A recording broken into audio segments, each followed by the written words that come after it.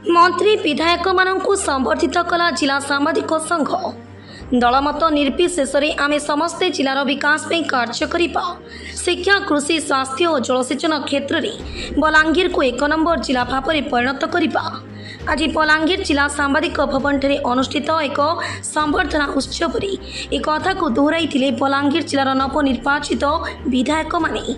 बलांगीर जिला सांबादिक भवन ठारे आज संध्यार एक बर्नाट्य उत्सव बलांगीर जिलार नवनिर्वाचित विधायक मंत्री मानू संबर्धित करा सांबादिक संघर सभापति शिवप्रसाद परिडा संपादक शिशिर कांत शतपथी सभापतित्व में अनुष्ठित इस सभा को वरिष्ठ सांबादिक सत्यसुंदर भंज संयोजना करथिले। लोईसिंहा विधायक तथा राज्य स्वास्थ्य और परिवार कल्याण मंत्री डॉ मुकेश महालिंग, बलांगीर विधायक कलिकेश नारायण सिंहदेव,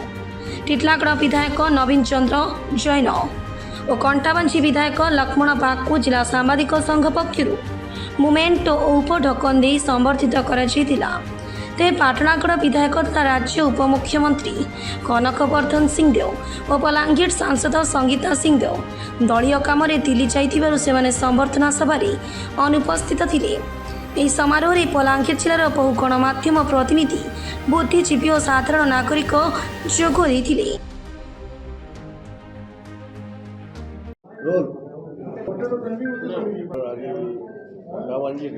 रेलवे भंगा होता कौन रही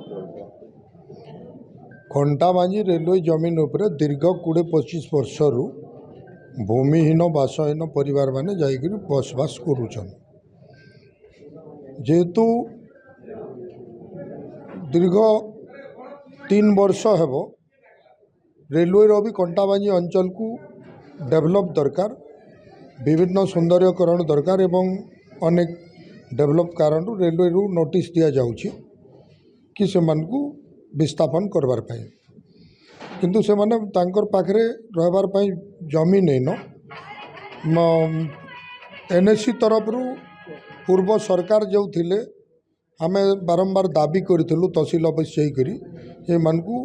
विस्थापन करा जिबा और थैथान दिया जाओ। तापरे तांकर सर्वे होता गोटे गोटे प्रमाण पत्र देते हाँ से योग्यता प्रमाण पत्र अच्छी 44 जनकर। आज रेलवे अंडरपुल गोटे तैयार होती अंडरपुल बनवा सेटा भी अंचलवासी गोटे बस्तीर माने अधा लोकों को असुविधा होची तांकु भांगबार लगी आज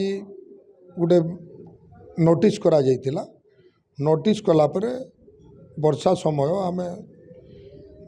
से माने जाइकर आम सहित जोगाजोग करते आम समस्ते जाइकर बसलु आउ रेलवे रो ईएन ऑफिसर को डाकिलु एनएससी रो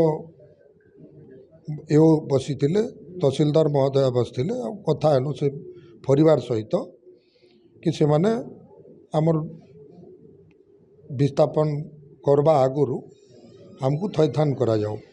से माने निजे सेटा दाबी करते आमे मध्य कहीलु काली जदि आज जदि 9 बजे भांगबे तो से मान को किसी गोटे व्यवस्था करा जाओ ना समय दिया जाओ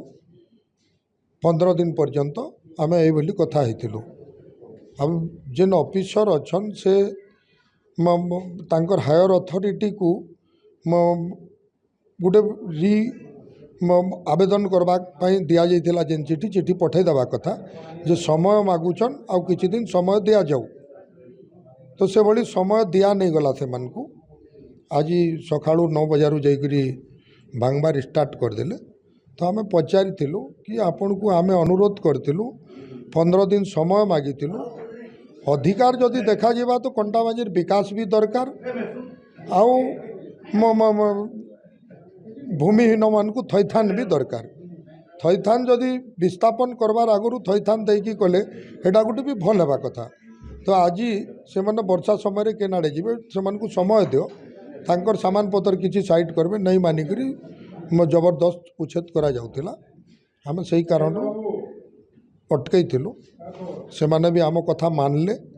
आउ अटकई थिले किंतु जो ऑफिसर अच्छन से लिखित अभियोग गोटे मेल रे हो कि फोन रे मेसेज माध्यम रे हो ए भली गोटे देवा कथा हायर अथॉरिटी को से नहीं जणेबार कारण आमको टिके मन अशांत लगला आ एटा गोटे निंदनीय। सर सरकार बदली जे पुणी थैथान दाबी करेंगे कि आप निश्चित भाव में लोकंकर मौलिक अधिकार अच्छे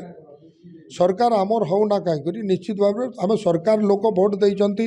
सरकार करिचंती लोकंकर मौलिक अधिकार रु से माने अधिकार पाइबा कथा तांकर मौलिक अधिकार रु से माने अलगा हबानी कथा। बलांगीर संतोष कुमार पटनायक का रिपोर्ट